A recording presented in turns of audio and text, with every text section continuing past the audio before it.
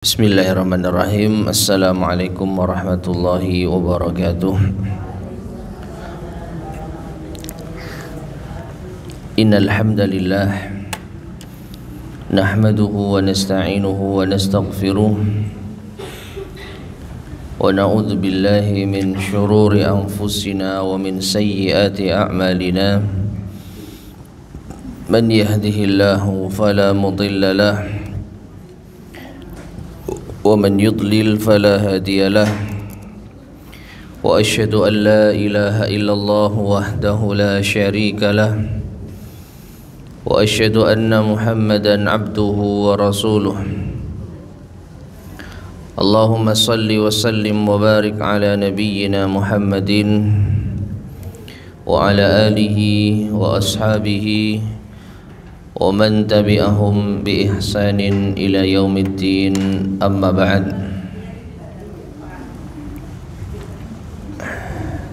Ma'asyiral muslimin rahimani wa rahimakumullah. Alhamdulillah, pada pagi hari ini kita bisa melanjutkan kembali kajian kita membahas kitab Taysirul Karimir Rahman fi Tafsiri Kalamil Mannan.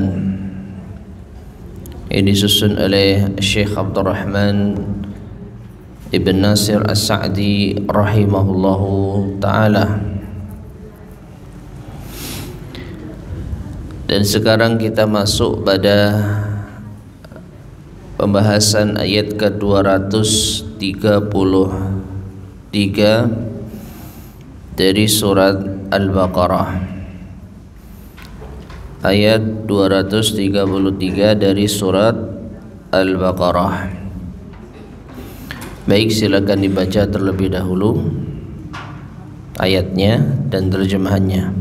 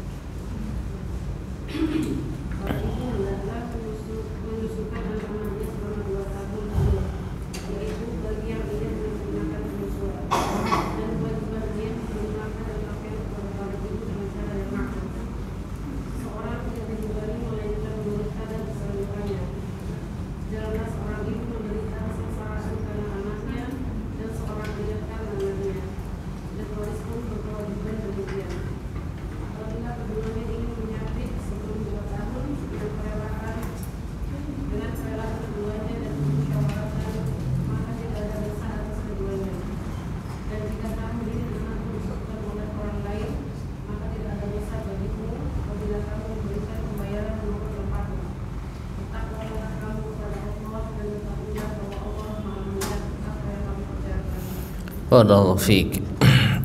Allah Subhanahu wa taala berfirman, "Tsumma qala ta'ala wal walidatu yurdi'na auladahunna haulaini kamilain."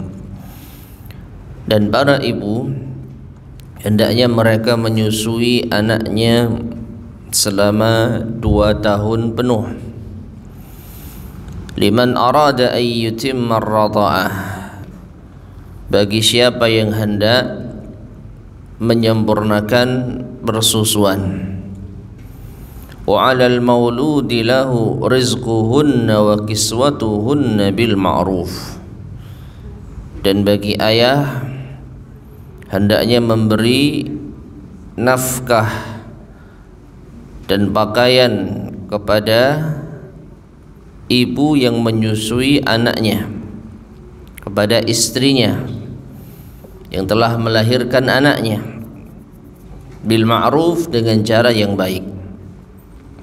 La tukallafu nafsun illa wus'aha, tidaklah seseorang dibebani melainkan sesuai dengan kemampuannya. La tudarra walidatum biwaladiha wala mauludun lahu biwaladihi, dan jangan sampai seorang ibu menderita dengan sebab anaknya, demikian pula janganlah seorang ayah menderita karena anaknya. Wa 'alal waris limithlu dzalik, dan bagi ahli waris juga semisal hal tersebut, atau bagi yang mewarisi juga semisal hal tersebut. Fa in arada fisalan an taradhim minhuma wa tasyawurin fala junaha alaihima, namun apabila kedua orang tuanya hendak menyapih,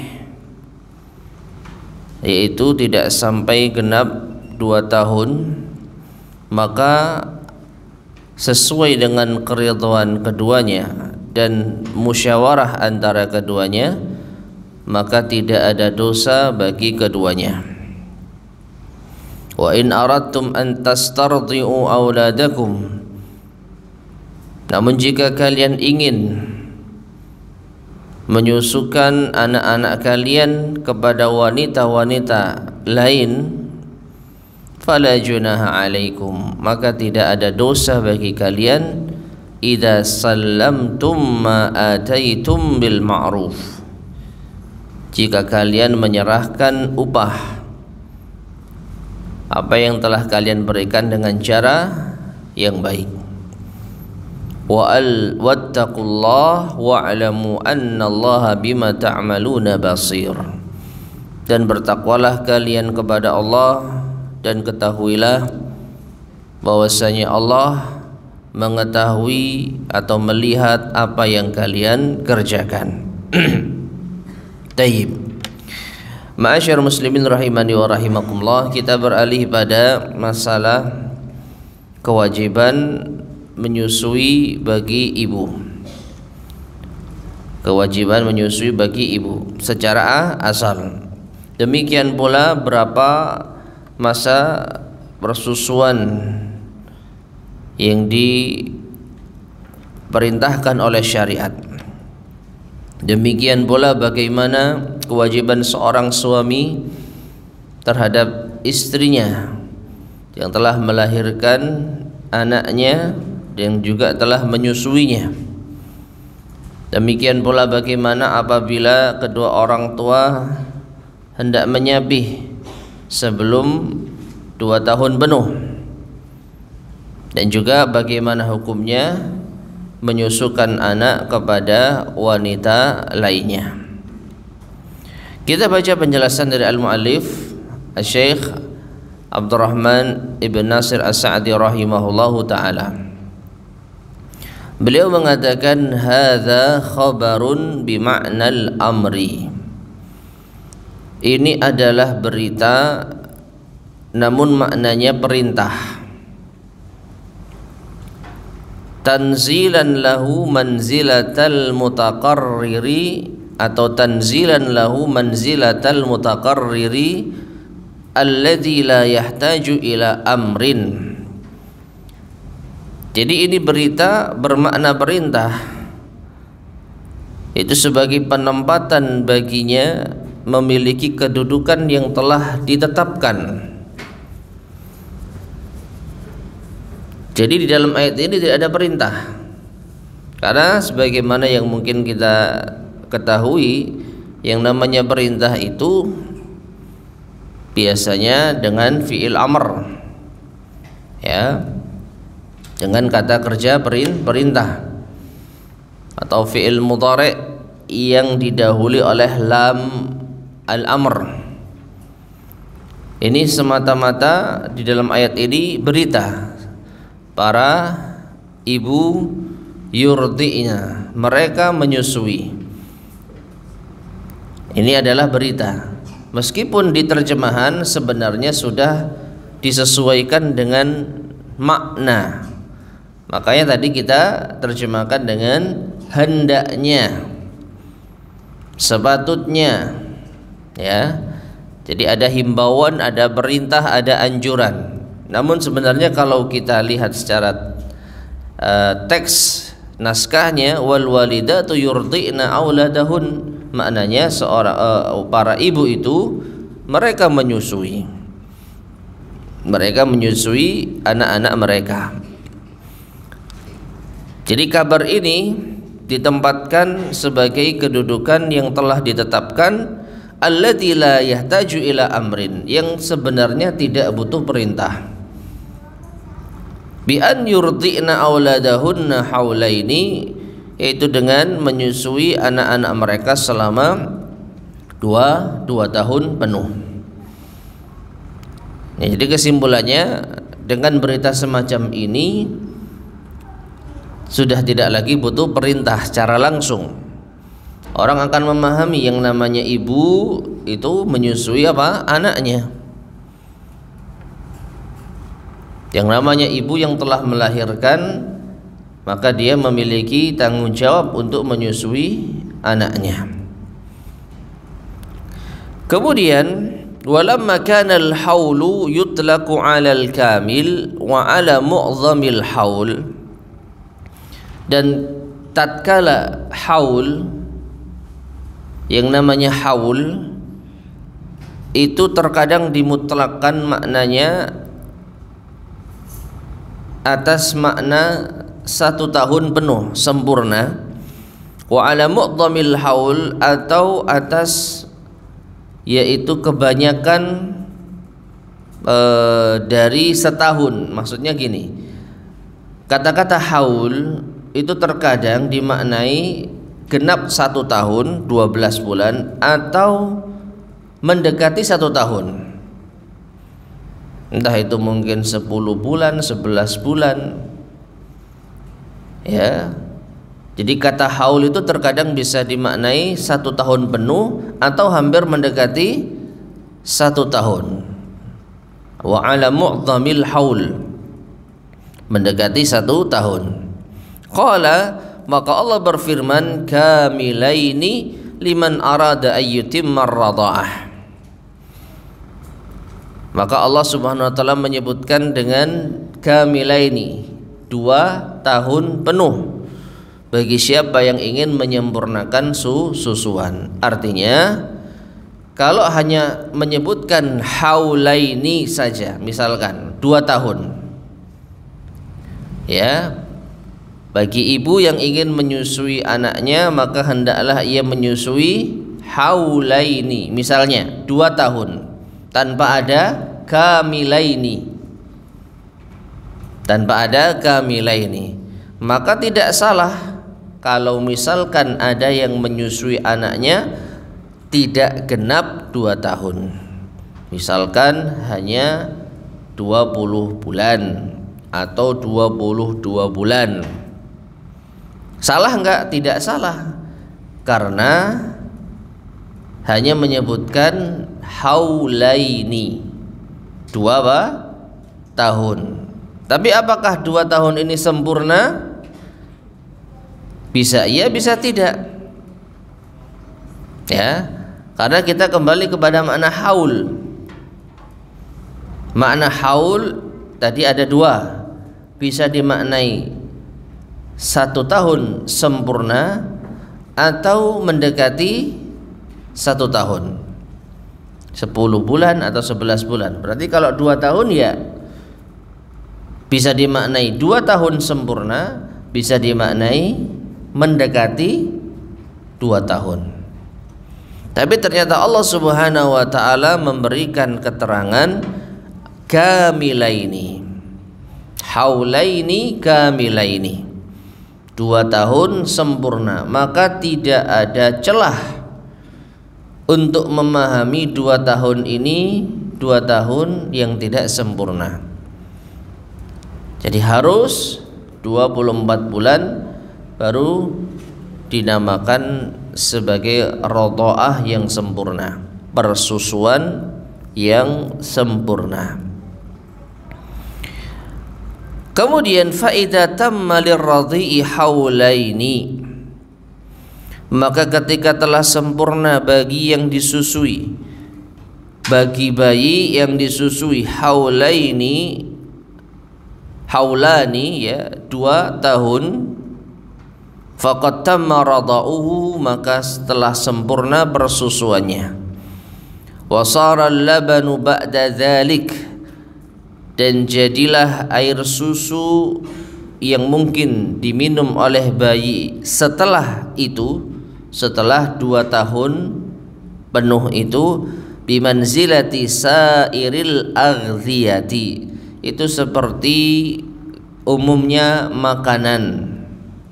Jadi air susu ibu yang diminum bayi setelah 2 tahun itu ibarat makanan biasa. Falihada kana ar-radha' ba'dal haulaini ghaira mu'tabarin la yuharrim. Oleh karena itu persusuan setelah 2 tahun itu tidak dianggap dan juga tidak menjadikan mahram. Taib, ma'asyar muslimin rahimani wa rahimakumullah. Sebagaimana di dalam syariat kita itu ada hukum seputar persusuan. Ya. Ada 2 pendapat di kalangan para ulama. Minimal persusuan itu ada yang berpendapat 3 kali susuan atau 5 kali susuan. Anggaplah kita ambil pendapat yang 5 kali susuan. Jadi seorang bayi itu sah menjadi anak susuan dari seorang ibu kalau disusui 5 kali susuan, dan di setiap susuan itu sampai kenyang, dan indikasi kenyang bayi itu yang melepaskan sendiri, yaitu dari puting ibunya. Ya, jadi melepaskan sendiri, tidak dilepas oleh ibu itu. Nah, itu tanda bayi itu kenyang dalam 1 kali susuan. Sebanyak berapa kali? 5 kali. Nah, perhatikan, kalau masa susuan ini masih berada di usia bayi belum genap 2 tahun, maka persusuannya sah. Maka persusuannya sah. Tapi kalau persusuannya itu ketika bayi usia 2 tahun lebih, maka persusuannya tidak dianggap, dan itu tidaklah menjadikan anak susuan. Ya, misalkan seorang ibu ingin mengadopsi anak. Kalau mengadopsi anak mungkin sulit dibayangkan ya, karena ya punya anak keluar air susu, ngapain ngadopsi kan gitu ya. Biasanya saudarinya ya, saudarinya ini nggak punya anak, kemudian saudarinya ini ingin mengadopsi anak. Bagaimana supaya anak ini bisa menjadi mahramnya? Kebetulan dia memiliki saudari yang sedang menyusui, entah itu adiknya atau kakaknya, lalu dia ambil seorang bayi untuk disusukan kepada saudarinya. dengan harapan nanti saudarinya itu menjadi ibu susuan dari bayi tersebut, dan dia wanita ini yang ingin punya anak menjadi apa? Bibi susuan. Menjadi bibi susuan. Itu sebutan secara syar'i. Adapun harapannya, ya wanita ini nanti yang akan merawat bayi tersebut seakan-akan ibu angkatnya.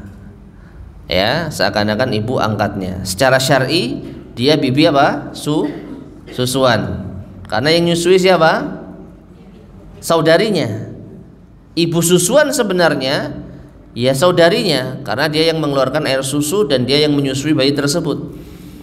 Tapi secara kepengasuhan bayi ini ingin diasuh oleh wanita tersebut, jadi ibu angkat, ya.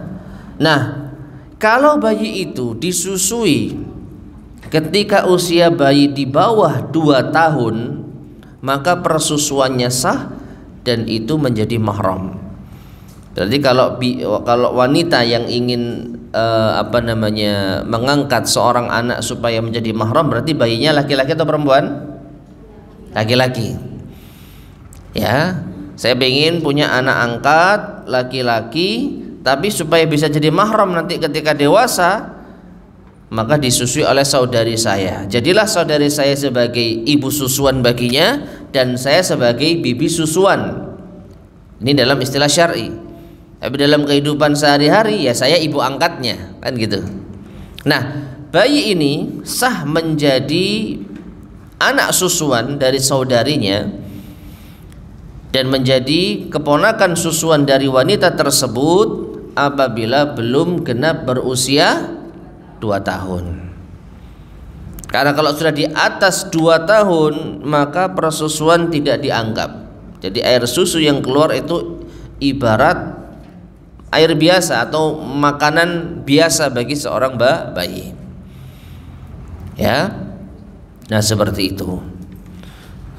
Kemudian wa yu'khadhu min hadan nas, diambil dari nas ini, wa min qaulihi ta'ala, dan juga dari firman Allah Ta'ala, wa hamluhu wa fisaluhu 30 syahra, dalam surat Al-Aqaf ini ya. Dan ibunya itu mengandung dan menyusui selama 30 bulan. Ya, selama 30 bulan. Nah, diambil dari kedua ayat ini, ayat dalam surat Al-Baqarah 233 tadi, bahwa ibu itu menyusui anaknya selama 2 tahun penuh, dan di dalam ayat surat Al-Aqaf bahwa ibu itu mengandung menyusui selama 30 bulan. Anna aqalla muddatil hamli sittatu ashhur, bahwa masa yang paling sedikit kehamilan itu 6 bulan. Usia kehamilan yang paling minimal itu 6 bulan. Artinya 6 bulan melahirkan. Wa annahu yumkinu wujudul waladi biha, dan usia 6 bulan itu sudah memungkinkan untuk adanya anak, maksudnya melahirkan. Diambil dari mana? 30 bulan dikurangi 2 tahun. 30 bulan dikurangi 2 tahun. 2 tahun berapa bulan? 24. Jadinya 6 bulan. Taib. Kemudian wa 'alal mauludi lahu, dan bagi ayah al mauludi lahu. Ini kalau kita lihat secara tekstual ya, al maulud yang dilahirkan, lahu baginya. Ya.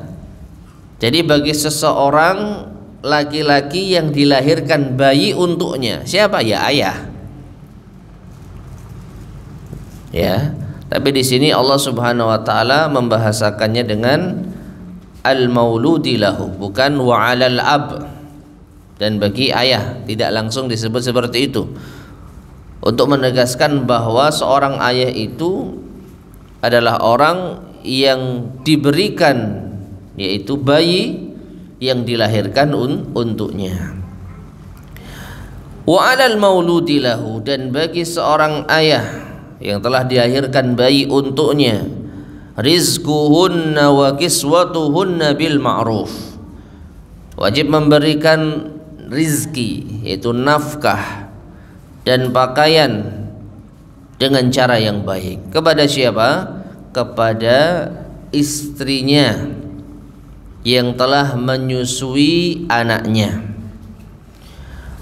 Wa hadza syamilun, dan ini mencakup kewajiban memberi nafkah dan pakaian. Ini mencakup lima idza kana atau idza kanat fi hibalihi au mutallaqatin, atau idza kanat fi hibalihi au mutallaqatan. Kewajiban memberi nafkah ini mencakup apabila istri tersebut, wanita tersebut masih di dalam ikatan fi hibalihi, yaitu ikatan pernikahan, au mutallaqatan, atau dia sudah ditalak.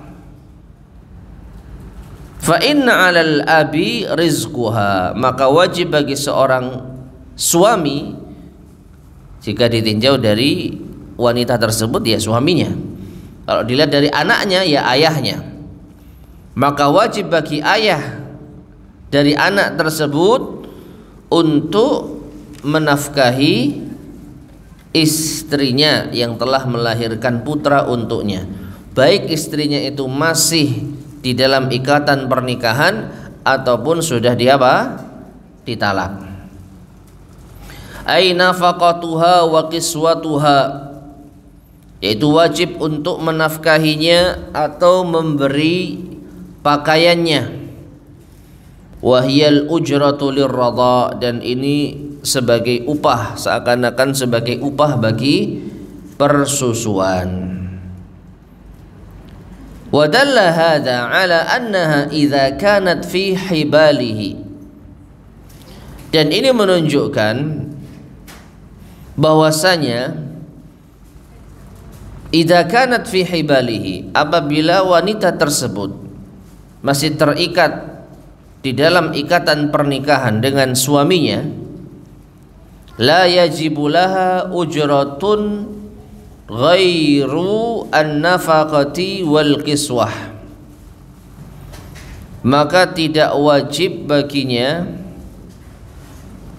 untuk mendapatkan upah selain nafkah dan pakaian.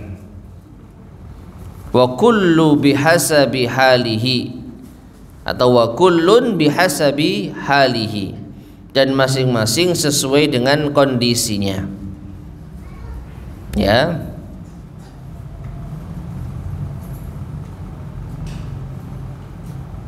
Falihadza qala, dan karenanya Allah berfirman, la tukallafu nafsun illa wus'aha, tidaklah seseorang itu dibebani kecuali sesuai dengan kemampuannya. Fala yukallaful faqiru an yunfiqa nafaqatal ghani, maka seorang suami yang fakir tidak dibebani untuk menafkahi istrinya dengan nafkah orang kaya. Wala man lam yajid syai'an bin nafaqati hatta yajidah, dan tidak pula dibebani seorang suami yang tidak memiliki sesuatu, yang tidak mendapatkan sesuatu untuk menafkahi hingga ia mendapatkan sesuatu tersebut. Artinya sesuai dengan kemampuan. Kalau nggak mampu, ya bagaimana lagi? Ya, kalau mampunya sedikit, ya ia wajib memberikan sedikit. Kalau mampunya banyak, ya ia berikan sesuai dengan kemampuannya.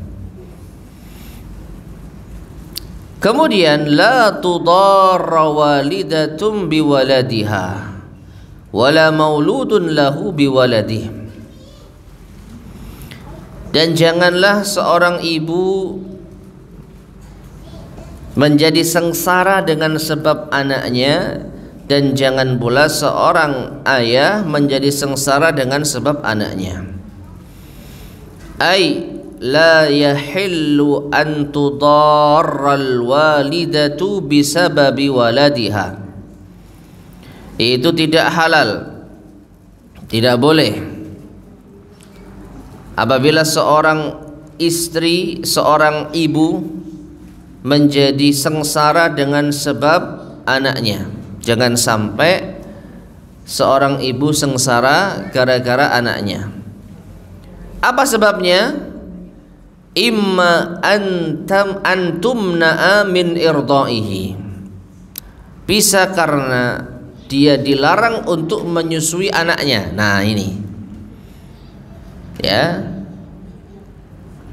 Jadi seorang suami melarang istrinya untuk menyusui anaknya sendiri, menjadikan istrinya ini sengsara, maka ini tidak boleh, ya. Mungkin saja terjadi perceraian antara suami istri tersebut yang baru saja melahirkan putranya. Ditambah lagi ketika seorang wanita sudah melahirkan, sudah habis masa iddahnya, ya, sudah habis masa iddahnya. Jadi istrinya langsung pisah dengan suami, dan suami mengambil alih anaknya. Lalu dia melarang istrinya, mantan istrinya, untuk menyusui putranya. Ini membuat sengsara istri, mantan istri, ya, sebagai ibu kandung dari anak tersebut. Jadi wala la tudarra walidatum biwaladiha. Jangan sampai seorang ibu itu sengsara gara-gara anaknya, yaitu gara-gara ayahnya melarangnya untuk menyusui anaknya.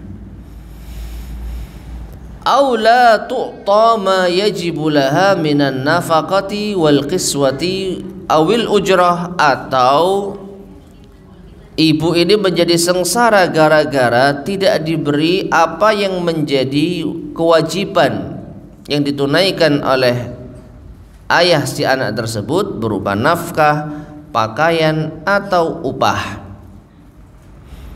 Kalau nafkah jelas, ya, sebagai seorang suami plus sebagai seorang ibu dari anaknya yang telah dilahirkan tersebut. Adapun al-ujra ini mungkin terkait dengan istri yang sudah ditalak.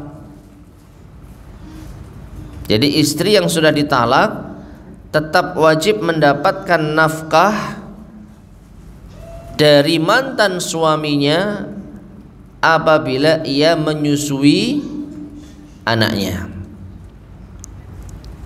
ya. Jadi wajib untuk memberikan ujrah, upah,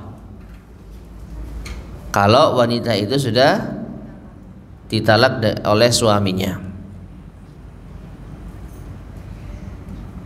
Kalau ibu itu masih menyusui putranya. Jadi meskipun wanita ini menikah dengan laki-laki lain, secara syar'i maka ayah dari anak ini masih wajib memberi nafkah, ya, masih wajib memberi nafkah sebagai upah dari menyusui putranya, kecuali tidak disusui oleh ibunya. Jadi setelah lahiran, wanita ini langsung menikah dengan laki-laki lain dan anaknya tidak disusui oleh ibu kandungnya sendiri, namun atas kesepakatan saling ridho. Tapi kalau gara-gara dilarang oleh ayahnya, padahal si ibu ini pingin menyusui putranya. Ini kan anak saya juga, biarkan saya susui selama 2 tahun. Tapi kalau mantan suami melarang, maka dia memadaratkan ibu dari anaknya. Dia telah membuat sengsara ibu dari anaknya. Ya. Atau ibunya ini menyusui anaknya, tetapi mantan suaminya, ayah dari anak itu, tidak memberi upah. Ya, ini kan anakmu, mana nafkah buat saya sebagai upah dari menyusui anakmu, misalkan gitu. Meskipun dia sudah menikah dengan laki-laki lain.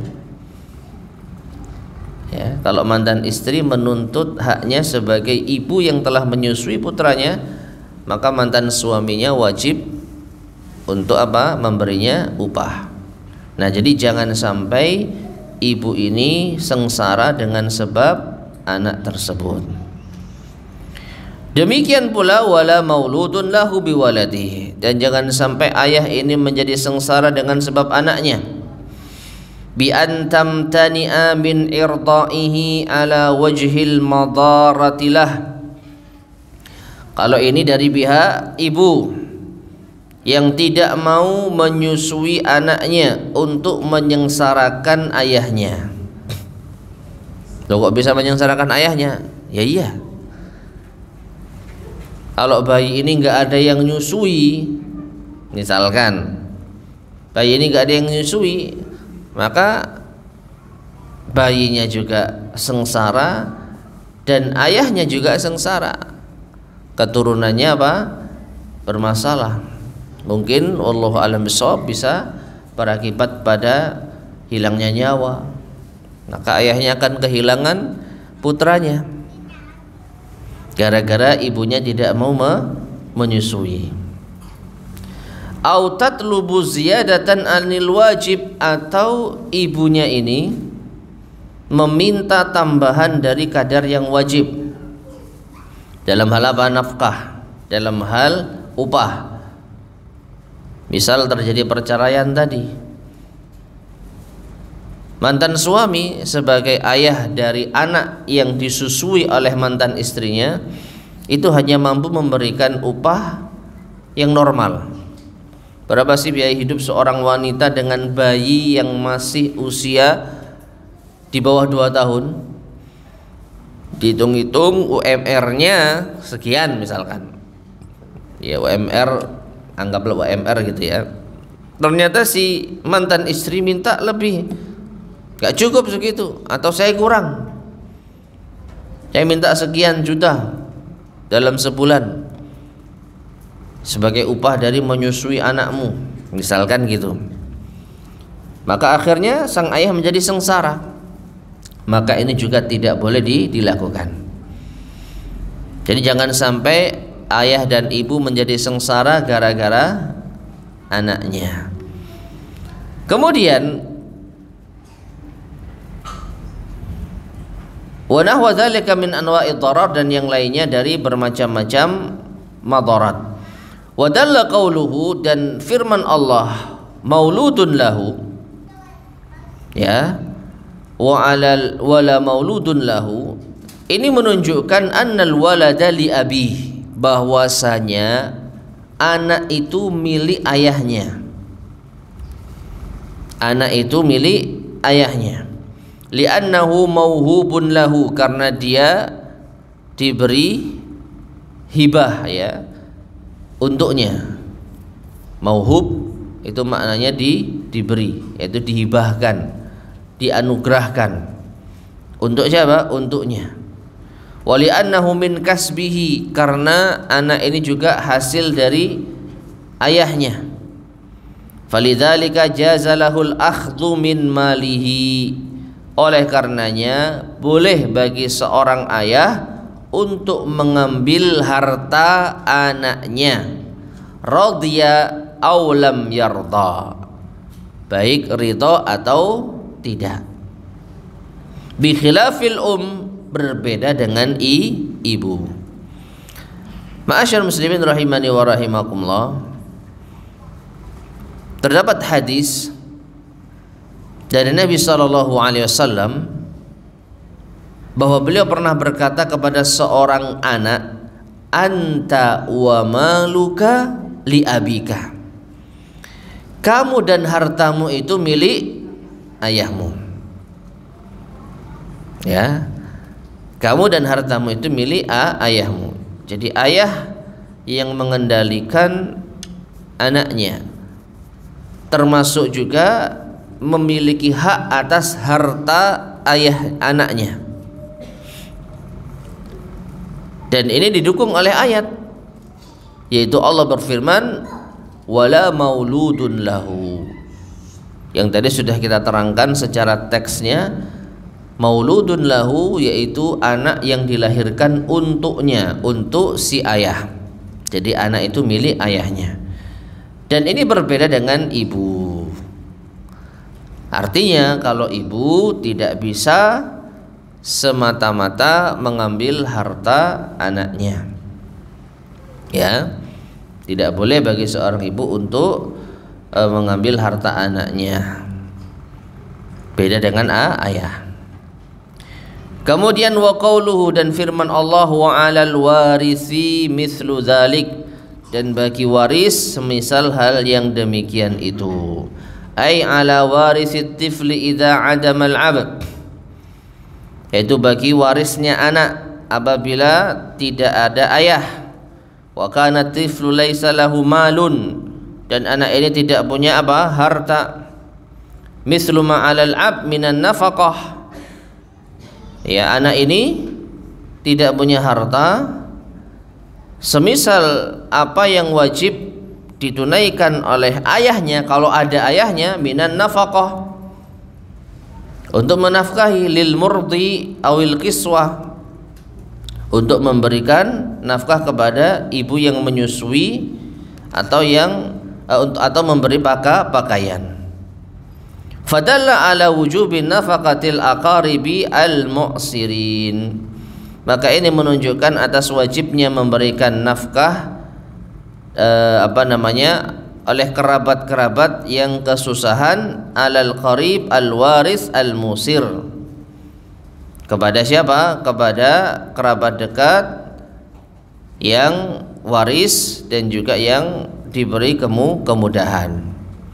Taib, artinya kalau anak ini tidak memiliki harta untuk mengupah ibu kandungnya, dan saya rasa tidak ada ya ibu kandung yang perhitungan, tapi di dalam hukum syar'i ini dibahas, ya,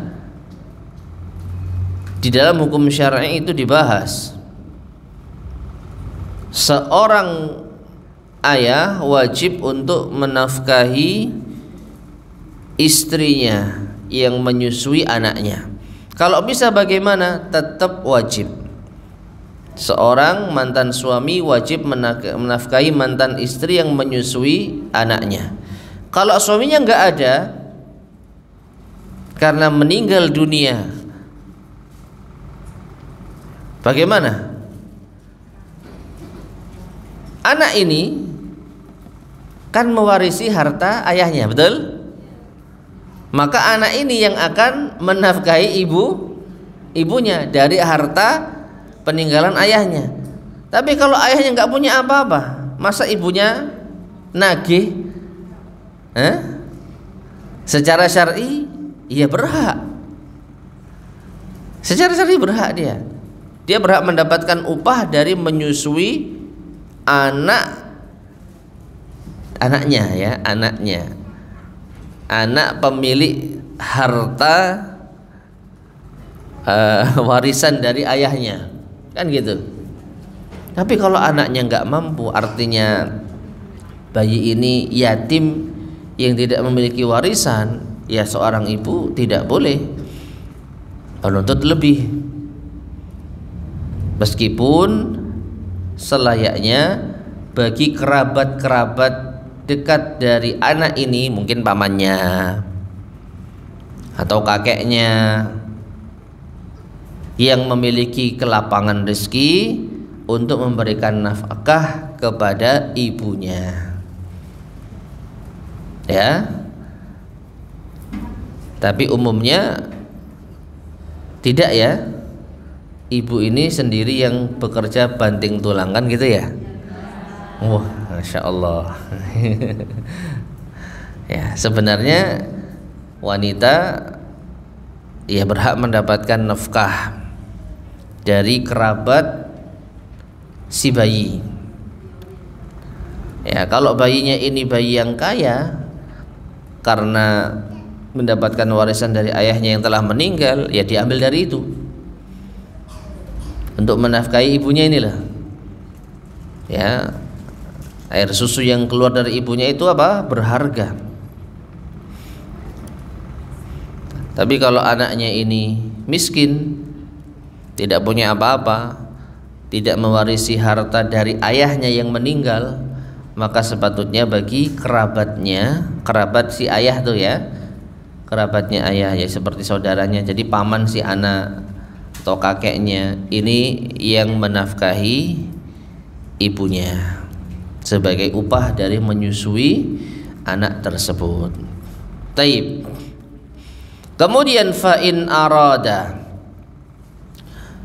dan apabila keduanya yaitu ayah dan ibu tersebut al-abawaini fisalan ay fitamas sabi qabla al-haulain, ingin menyapih bayi itu sebelum 2 tahun, antara minhuma bi an yakuna radiyaini, yaitu dengan syarat mereka berdua ridha, ayahnya ridha, ibunya ridha, wa tasyawur, dan saling bermusyawarah fima bainahuma, di antara keduanya, hal huwa maslahatun lis-sabi amla, apakah ini mendatangkan maslahat bagi bayi atau tidak. Fa in kana maslahatan wa radiya, kalau ternyata ini mendatangkan maslahat waradiyah dan mereka berdua ridha, fala junaha alaihima, maka tidak ada dosa bagi keduanya fi fitamihi qablal haulaini, untuk menyapihnya sebelum 2 tahun penuh. Jadi bolehkah menyapih anak sebelum 2 tahun penuh? Jawabannya boleh, dengan syarat kedua orang tuanya ridha, dan ini hasil musyawarah mereka berdua. Ya, hasil musyawarah mereka berdua. Kemudian fadallatil ayatu bimafhumiha, maka ayat ini dengan mafhumnya yang dipahami darinya menunjukkan ala annahu, bahwa apabila in radiya ahaduhuma, apabila salah seorang dari keduanya ridha, dunal akhar, tetapi yang lain tidak ridha, aw lam yakun maslahatan litifli, atau tidak mendatangkan kemaslahatan bagi anak, annahu la yajuzu fitamuhu, maka tidak boleh untuk menyapihnya sebelum 2 tahun. Jadi ada 2 syarat ini ya, 2 syarat boleh menyapih bayi sebelum 2 tahun. Yang pertama, kedua orang tuanya apa? Ridha. Yang kedua, ini terpisah loh ya, ini terpisah. Yang kedua, apabila ada maslahatnya bagi bayi, tidak membahayakan bayi. Artinya kalau kedua orang tua ridho tetapi ternyata ini berdampak buruk pada bayi, maka mereka berdua dosa. Makanya tadi disebutkan apa? Watasyawurin, yaitu ada musyawarah, keduanya bermusyawarah, maksudnya untuk mempertimbangkan bahaya enggak sih ini bagi bayi kita, ya. Jadi kalau keduanya itu sudah bermusyawarah dan sudah mempertimbangkan bahwa dengan menyapih bayi sebelum 2 tahun ini ada maslahatnya, maka silahkan, mereka berdua tidak berdosa. Tapi kalau salah satu dari dua suami istri ini tidak sepakat, maka tidak boleh disapi sebelum 2 tahun. Atau keduanya sepakat tetapi tidak atas hasil musyawarah yang baik, tidak mempertimbangkan manfaat bagi si bayi, pokoknya asal memutuskan saja, maka keduanya berdosa.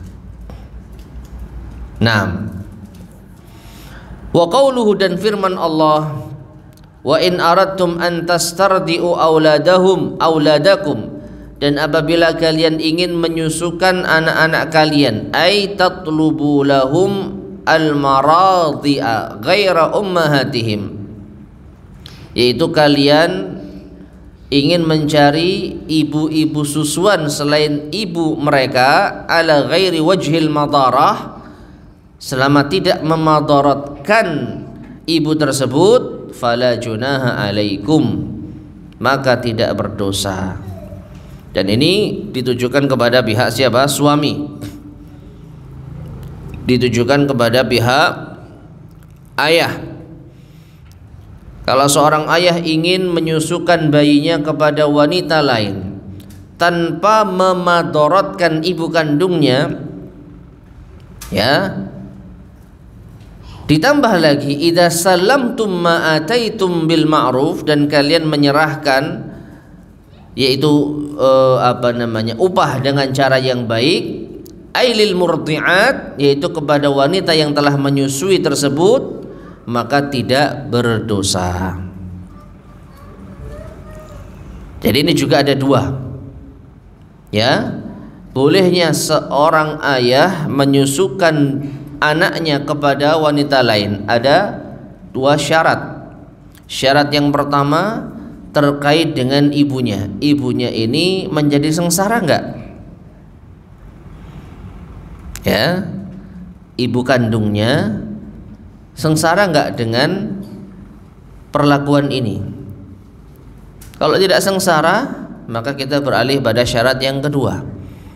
Wanita yang menyusui ini mendapatkan haknya enggak? Mendapatkan upah enggak?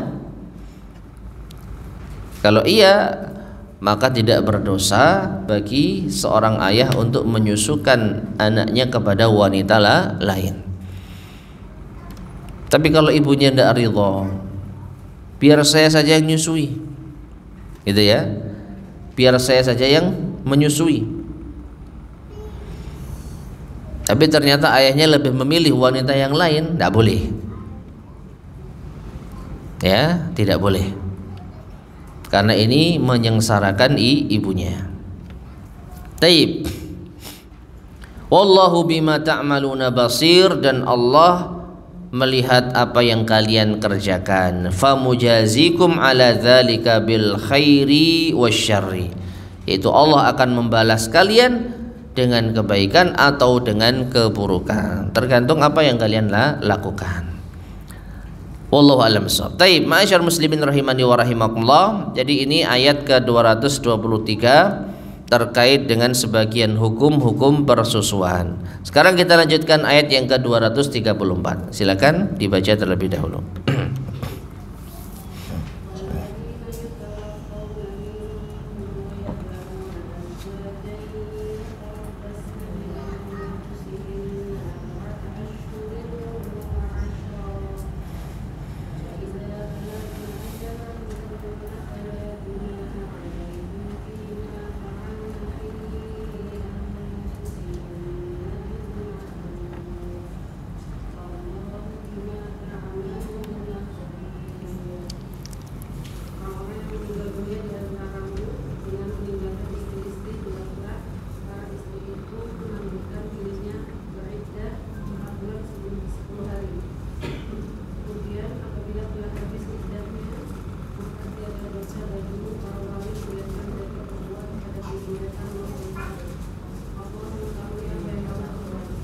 Barakallahu fiik.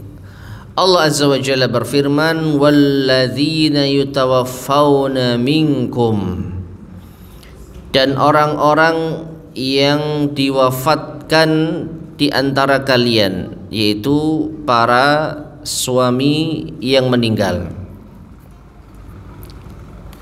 Wa yadaruna azwaja, dan mereka meninggalkan istri, yatarabbasna bi anfusihinna arba'ata ashhuri wa ashra, maka istri tersebut mengambil masa iddah selama 4 bulan 10 hari.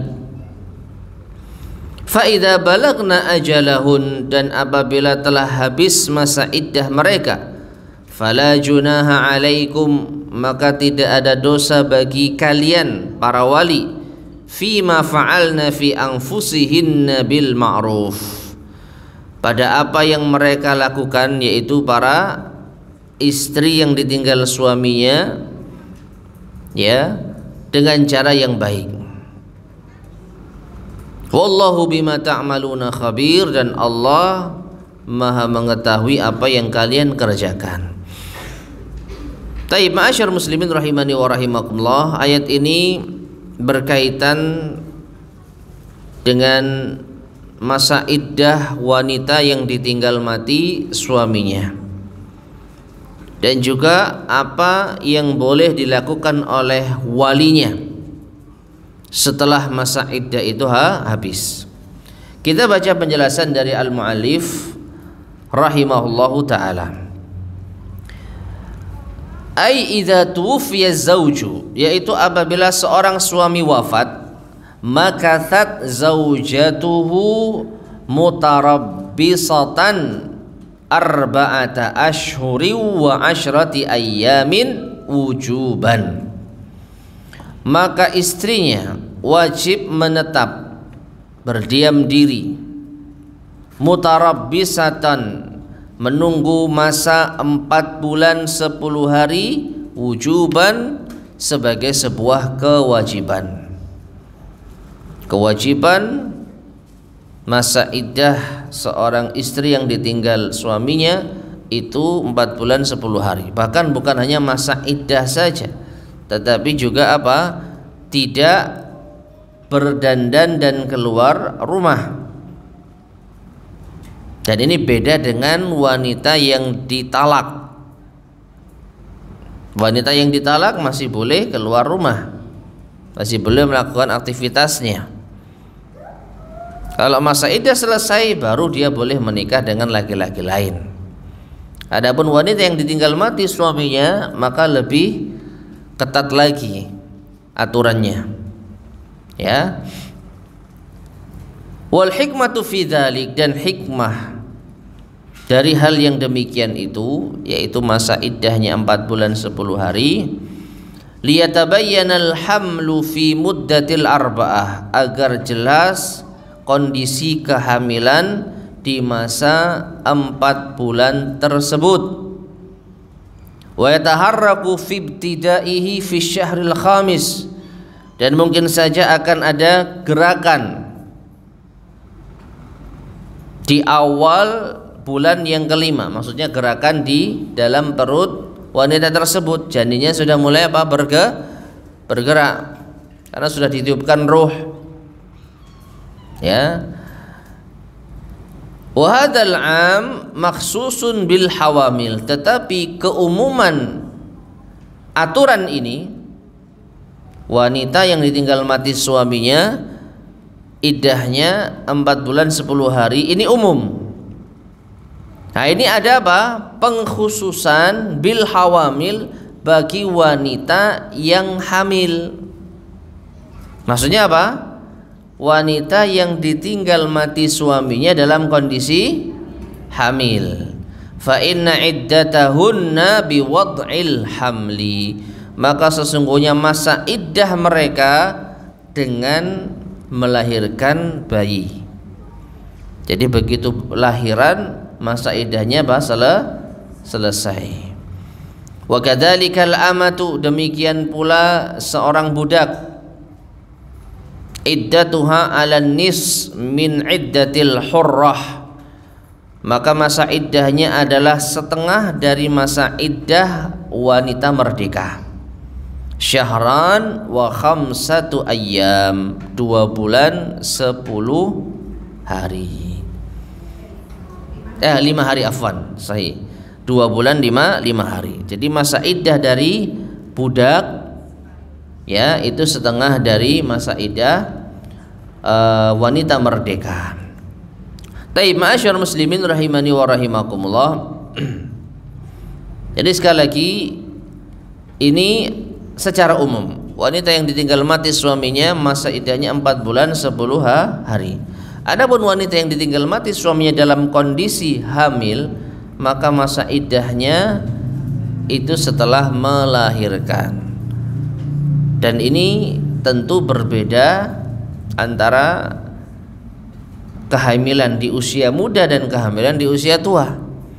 Kalau kehamilan di usia muda, ya masih mungkin waktu 8 atau 9 bulan ke depan baru dia habis masa iddahnya.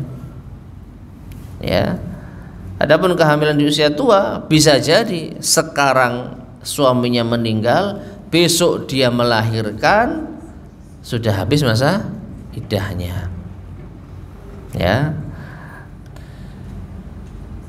Taib. Kemudian wa qauluhu dan firman Allah, fa idza balagna ajalahun, maka apabila telah habis masa iddah mereka, ai inqadat iddatuhun, telah habis masa iddah mereka, fala junaha alaikum fima fa'alna fi anfusihin, maka tidak ada dosa bagi kalian para wali terhadap apa yang mereka lakukan, yaitu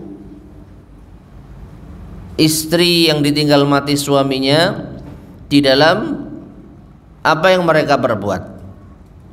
Ain min muraja'atiha lizinati wa tib, yaitu ketika wanita tersebut kembali berhias dan memakai wangi-wangian, bil ma'ruf, tentu dengan cara yang baik, ay ala wajhin ghairi muharramin wala makruh, yaitu dengan sisi yang tidak diharamkan dan tidak dibenci. Ya, jadi boleh bagi wali untuk membiarkan mungkin putrinya yang habis ditinggal mati suaminya setelah habis masa iddah untuk kembali berdandan, untuk kembali memakai wewangian selama dengan cara yang tidak melanggar syariat. Ya. Ini menunjukkan, perhatikan, wa fi hada, dan di dalam hal ini wujubul ihdad, menunjukkan wajibnya ihdad. Ihdad itu masa berkabung atau tidak berdandan. Muddatal iddati 'alal mutawaffa anha zawjuha, selama masa iddah wanita yang ditinggal mati suaminya. Maka tadi disebutkan boleh untuk kembali berhias dan memakai wangian. Ini menunjukkan wanita yang ditinggal mati suaminya sama sekali nggak boleh melakukan hal itu selama 4 bulan 10 hari. Ya, tidak boleh berhias, tidak boleh memakai wewangian secara mutlak.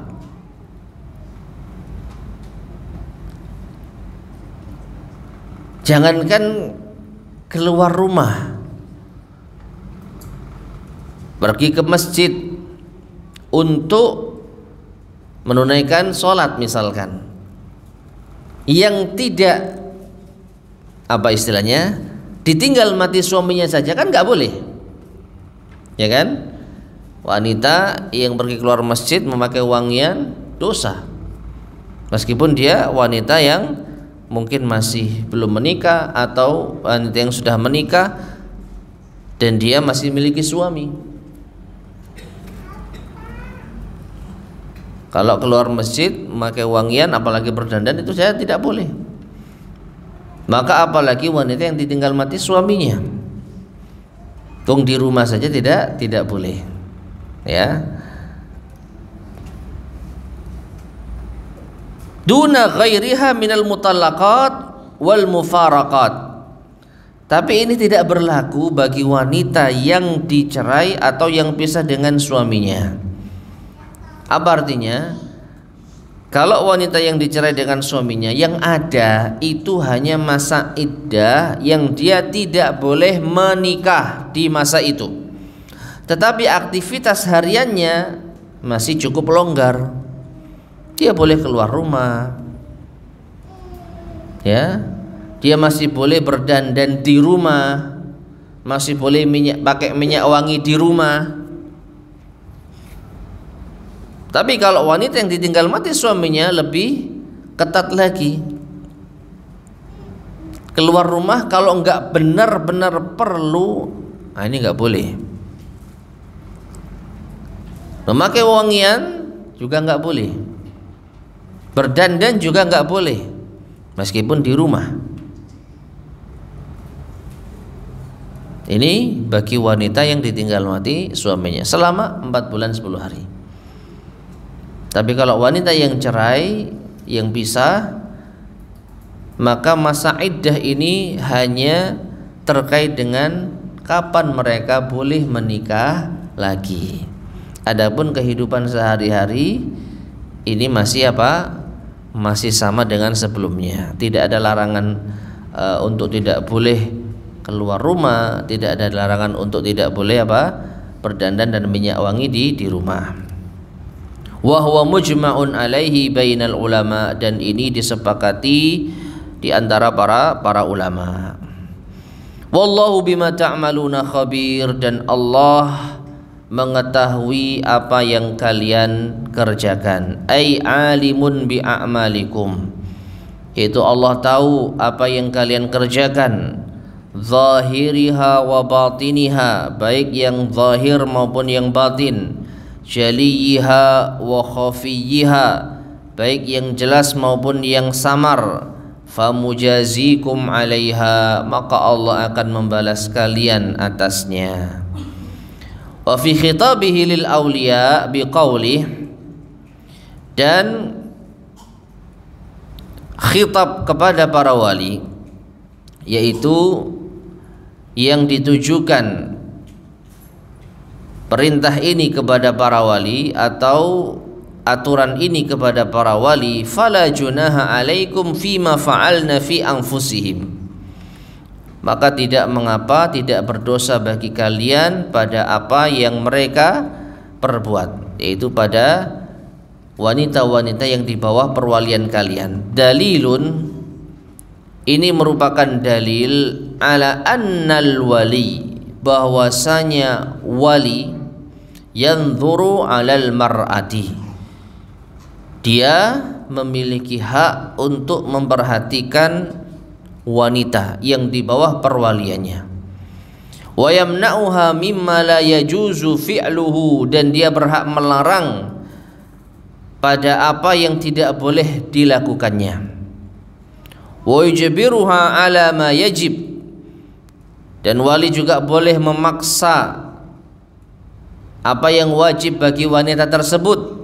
Wa annahu mukhatabun bidzalik wajibun alaihi, dan walilah yang ditujukan ayat ini kepadanya dan menjadi kewajibannya. Artinya, ma'asyar muslimin rahimani wa rahimakumullah, sebagaimana ketika wanita ini masih memiliki suami yang bertanggung jawab penuh terhadap istri, siapa? Suaminya. Suaminya berhak melarang, menegur, memaksa apabila istri melakukan kesalahan dan butuh untuk diperbaiki. Ya. Maka sepeninggal suami, ketika suaminya wafat, maka wanita ini kembali kepada walinya. Kalau ada ayah ya ayah, kalau enggak ada saudara laki-laki misalkan. Kalau enggak ada paman. Nah, paman ini sekarang menggantikan posisi suami, sehingga berhak untuk meluruskan, menegur, bahkan memaksa. Kamu ini masih belum 4 bulan 10 hari kok sudah pakai minyak wangi, sudah ganti, lepas misalkan gitu. Atau seorang wanita yang ditinggal mati suaminya mau keluar rumah, saat itu tinggal bersama kakaknya misalkan atau pamannya. Ditanya, mau kemana kamu? Penting enggak? Ya, kalau nggak penting dan bisa dilakukan oleh orang lain jangan keluar. Nah ini. Ya. Tapi kalau wanita yang di bawah perwaliannya melakukan hal-hal yang baik, ya tidak mengapa dibiarkan. Jadi fungsi wali ini apa? Sebagai pengontrol. Makanya disebutkan di dalam firman Allah ini, fala junaha alaikum fima fa'alna fi anfusihin. Maka tidak berdosa bagi kalian para wali ya terhadap apa yang mereka lakukan, yaitu wanita yang di bawah perwalian kalian. Tidak berdosa kalau kalian ya mengaturnya, meluruskan, menasehati. Ya, kalau itu kebaikan silahkan diizinkan, dibiarkan. Tapi kalau itu kesalahan, kalian berhak untuk apa? Meluruskannya. Ya, jadi para wali saat ini posisinya sebagai pengganti dari suami di dalam apa? Kemaslahatan wanita yang ditinggal mati suaminya tersebut. Wallahu taala alam bissawab. Taib ma'asyar muslimin rahimani wa rahimakumullah. Ini yang mungkin bisa kita bahas pada kajian di pagi hari ini. Insyaallah akan kita lanjutkan pada kesempatan berikutnya, ayat ke-235. Wallahu ta'ala alam bissawab. Sebelum kita akhiri, barangkali ada yang disampaikan. Tafadhol, silakan. Nggih. Ya.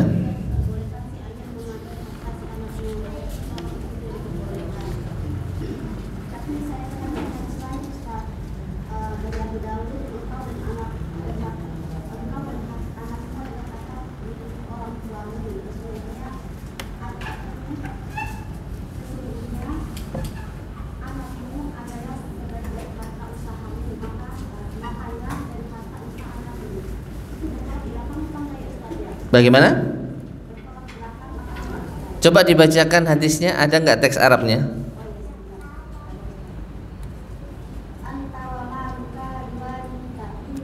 Nah, anta wa maluka liwalidika. Sudah jelas. Walid, bukan walidah. Ayah.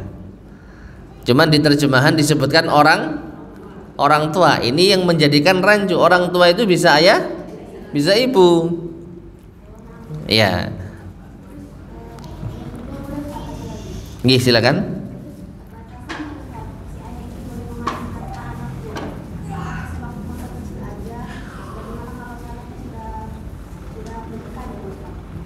Wallahu a'lam bishawab. Yang saya pahami hadis tadi, anta wa maluka li abika, anta wa maluka li walidika, engkau dan hartamu itu milik ayahmu. Itu yang saya pahami ditujukan kepada seorang anak yang mungkin sudah apa istilahnya ya, sudah mandiri.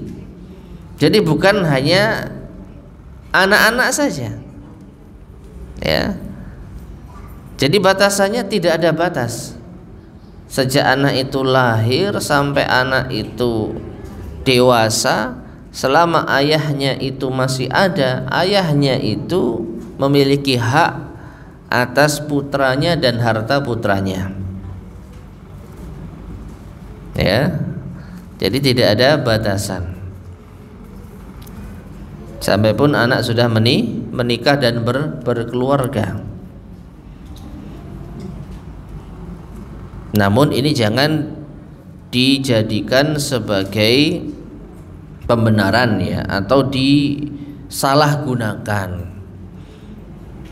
oleh seorang ayah yang ingin menghabiskan harta anaknya. Meskipun secara hukum boleh. Secara hukum boleh.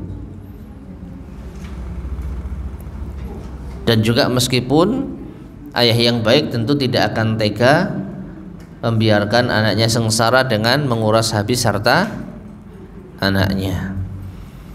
Jadi proporsional saja. Intinya ini adalah dalil yang harus kita betul-betul hormati, harus betul-betul kita pahami bahwa anak itu segede apapun dia itu masih milik ayahnya. Mari kita lihat dari sisi yang lain, ya. Ayah berhak untuk mengarahkan, mengatur, berhak untuk melarang, berhak untuk memberi masukan, nasihat. Ya, jadi kita ini milik ayah kita. Wallahu a'lam bishawab. Nggih. Nggih, silakan. Mengenai ayat 233, kalau batasan misal dia sudah ditalak sama suaminya, sudah cerai resmi, Ya. itu batasan dia menafkahi istrinya karena anak-anaknya itu sampai anak-anaknya usia berapa, Ustaz?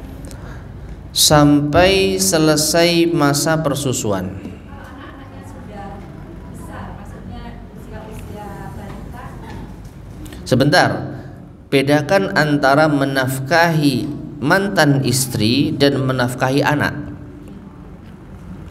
Menafkahi mantan istri itu hanya berlaku sampai masa persusuan habis.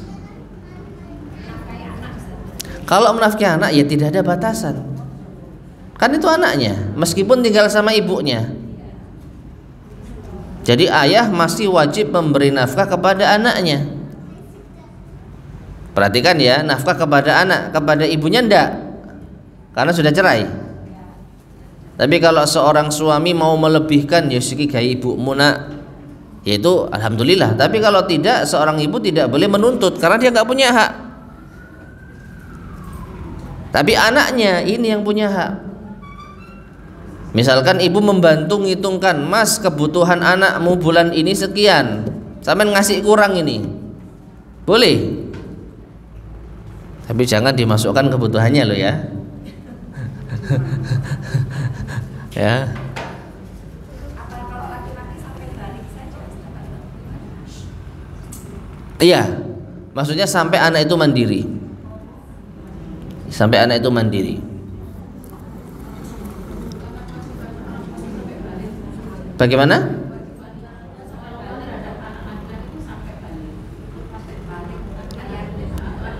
Kalau anaknya sudah balik tapi belum mandiri, wallahu a'lam bishawab, tidak ada batasan paten ya, tidak ada batasan paten kewajibkan nafkah untuk anak. Ya. Kecuali wanita. Kalau wanita sampai apa? Sampai menikah. Berarti kalau anak ini belum menikah tapi sudah balik, tetap dinafkahi ayahnya. Oleh karena itu setahu saya bukan balik yang menjadi acuan, tapi ketika sudah mandiri. Ketika sudah mandiri. Wallahu a'lam bishawab. Oke, silakan.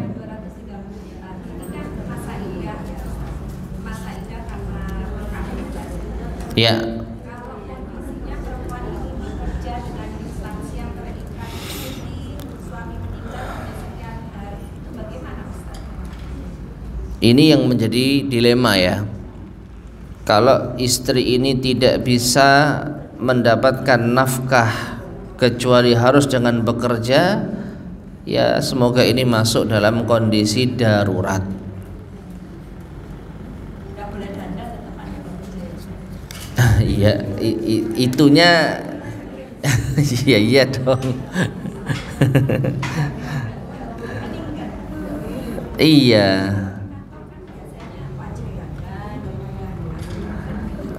Ya, saran saya sih cari kerjaan lain. Karena dua yang ditabrak di sini. Nabrak larangan keluar rumah, nabrak dandannya. Ya, ini sudah nabrak loh ini. Kalau bisa nabrak seminimal mungkin, ya kenapa tidak? Makanya sebenarnya wanita itu sudah ada yang nanggung, harusnya ditanggung oleh walinya. Makanya kan di dalam kajian Al-Adab Al-Mufrad kita sudah pernah membahas ya keutamaan seorang laki-laki yang menanggung saudarinya, saudari yang dikembalikan kepadanya, maksudnya saudari yang dia tidak memiliki suami. Ya. Ada lagi yang sampaikan?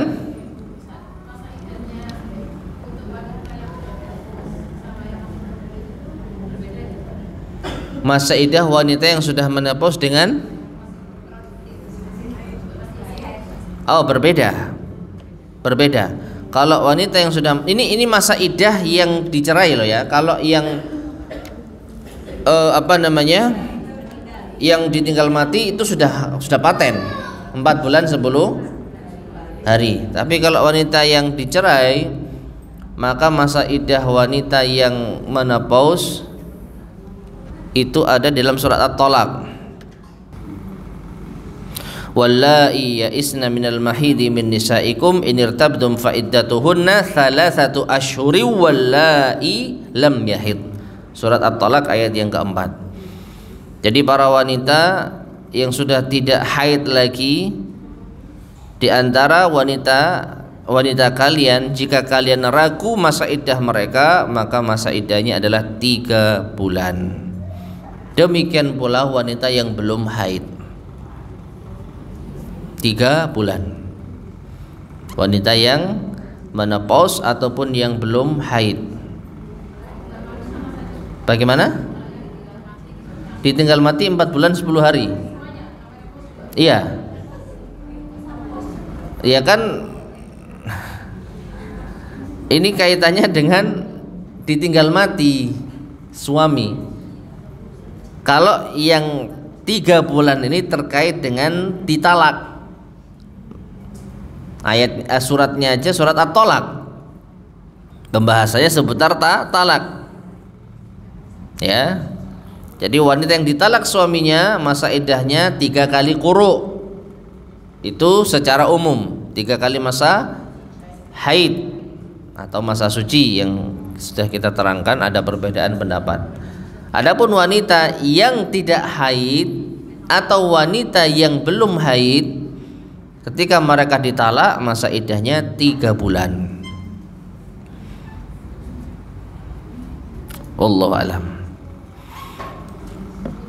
Baik, kita cukupkan sekian. Mudah-mudahan bermanfaat. Kurang lebihnya saya mohon maaf. Kita akhiri. Subhanakallahumma bihamdika asyhadu an la ilaha illa anta astaghfiruka wa atubu ilaik. Alhamdulillahirabbil alamin. Wassalamualaikum warahmatullahi wabarakatuh.